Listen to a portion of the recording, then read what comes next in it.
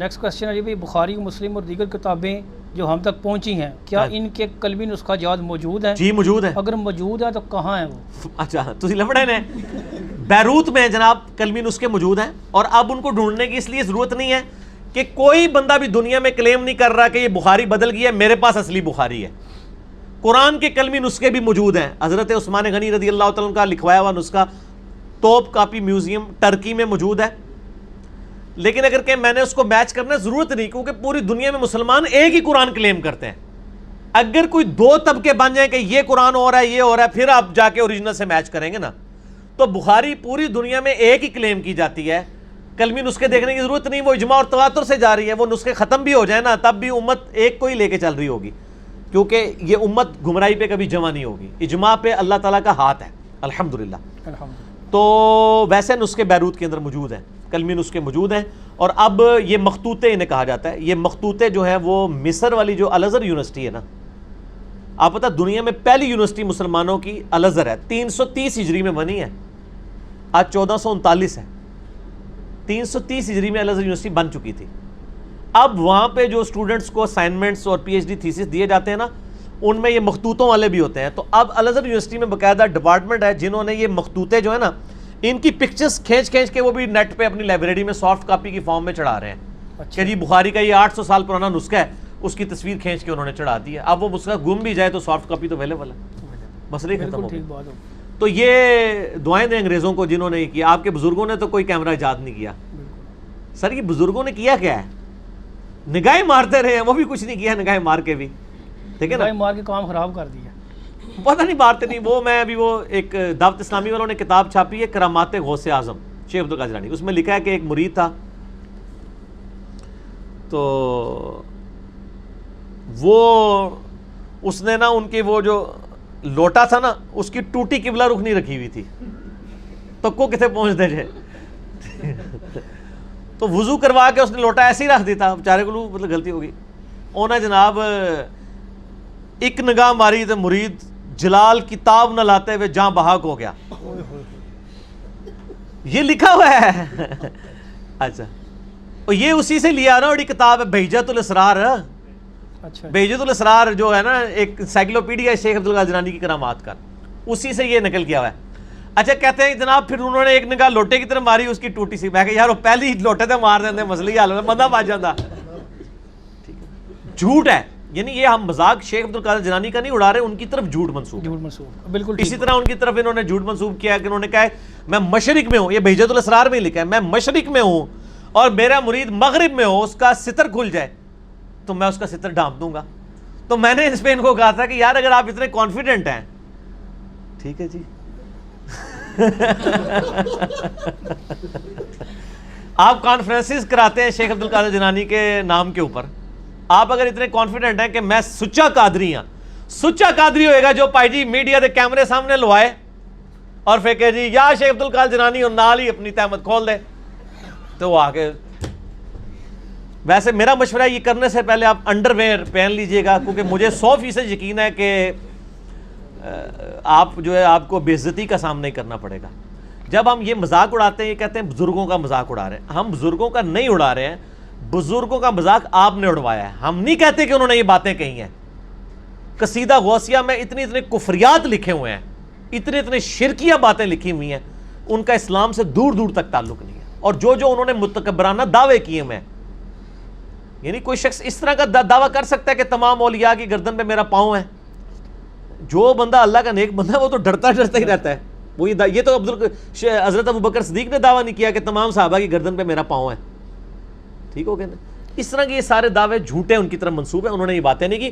شیخ عبد القادر جیلانی کی جو صحیح بات ہے وہ مجھے پتہ ہے، میں آپ کو بتا دیتا ہوں. ان کو کسی نے بتایا کہ جی عید کا چاند نظر آ گیا. انہوں نے کہا کہ عبد القادر کی عید کا دن تو وہ ہوگا جس دن وہ اپنا ایمان بچا کے قبر میں اتر جائے. یہ بات ایک شریف النفس آدمی کر سکتا ہے. جو شخص یہ بات کر رہا ہے وہ یہ کیسے کہہ سکتا ہے کہ میں اس وقت تک جنت میں نہیں جاؤں گا جب تک سارے مرید نہ ساتھ لے جاؤں؟ جھوٹ بول رہے ہیں نا یہ. تو ہم نہیں مانتے کہ انہوں نے یہ باتیں کی ہیں. جیسے روافظ نے مولا علی علیہ السلام پہ جھوٹ باندھے، ٹھیک ہو گیا، خوارج نے مولا علی علیہ السلام پہ جھوٹ باندھے، اس طرح انہوں نے بھی جھوٹ باندھے شیخ عبد القادر جیلانی پہ. مولا علی سے ہم محبت کرتے ہیں، شیخ عبد القادر جیلانی سے ہم محبت کرتے ہیں. بالکل ٹھیک، جزاک اللہ. اللہ تعالیٰ ہمیں بزرگ ہمیں یہ ملے ہیں سارے، ہاں جی اللہ پاک کی ٹرو صحیح تعلیمات پہ چلیں. بزرگوں کا نام لیتے ہوئے ہنستے کیوں ہیں میرے سامنے؟ بس وہ میں نے ایک بزرگان دین ہے، ایک بزرگان بے دین بھی ہیں، ایک علماء کرام بھی ہیں، ایک علماء کرائم بھی ہیں. ہم کرام کی بات کر. اچھا کرام. اور یہاں پر میں صرف اصلاح عقیدہ کے لیے، کسی کو اٹیک کرنا مقصد نہیں ہے، صرف لوگوں کے دماغ کھولنے کے لیے میں بات کروں گا کہ جن لوگوں کے یہ دعوے ہیں اپنے بزرگوں کے بارے میں کہ وہ ایک نگاہ مار کے جو ہے وہ دنیا زیر و زبر کر دیتے ہیں، ان بزرگوں نے کب ہمارے کام آنا ہے کہ ہمارے محبوب صلی اللہ علیہ وآلہ وسلم کی عزت سٹیک پہ لگائی ہوئی ان کافروں نے یہ ایک نگاہ مار کے یوٹیوب سے ایک ویڈیو ڈیلیٹ کر کے بتا دیں.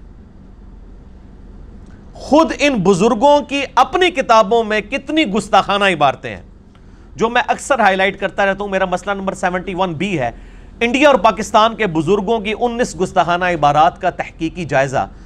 وہ کتابیں کشف المحجوب ہو، حشت بہشت ہو، اسی طریقے سے ملفوظات اعلی حضرت ہو، حفظ الایمان ہو، اس قسم کی کئی کتابیں جن کے میں نے حوالے دیے ہیں، یہ تو آج تک چھپ رہی ہیں. ان پہ کوئی نگاہ مار کے ان عبارتوں کو غائب نہیں کرتا، کوئی بزرگ نگاہ مار کے جو ہے وہ یوٹیوب سے ویڈیوز ڈیلیٹ نہیں کرواتا. تو اس کا مطلب ہے کہ میں پھر پنجابی میں بولوں گا، میرا غصہ اسی وقت ٹھنڈا ہوتا ہے جب آپ پنجابی میں یہ خدا دا نا جے کہانیاں کرانیاں بند کرو ان قوم نو. اتنے 100 سال تو کہانیاں کروا رہے ہو، کچھ بھی نہیں ہونے کا میرے بھائی. میں کہتا ہوں جی ایسی بزرگی پہ لعنت ہے کہ کسی شخص کے اوپر بزرگی ہے اور نبی علیہ السلام کے مبارک خاکے بن رہے ہیں، فلمیں چڑھ رہی ہیں یوٹیوب پہ، وہ ایک نگاہ مار کے یہ نہیں کرتا. وہ جی فلاں بزرگ تھے، ایک نگاہ مارتے تھے تو یہ کر دیتے تھے تو وہ کر دیتے تھے. تو وہ سب کچھ جھوٹ تھا، کچھ بھی نہیں ہوتا. یہ سارے مل کے بھی کچھ نہیں کر سکتے جب تک کہ ہم ایک کاؤنٹر نیریٹو جوابی بیانیہ ان کے سامنے لے کر نہیں آتے علمی طریقے سے. اب اس میں یہ رہا وسوسہ کہ اللہ تعالیٰ یوٹیوب سے کیوں نہیں یہ ویڈیوز ڈیلیٹ کروا دیتا، تو بھائی اللہ کا کہیں دعویٰ ہی نہیں ہے. یہ دعوے تو آپ کے بزرگوں نے کیے تھے نگاہ مارنے والے.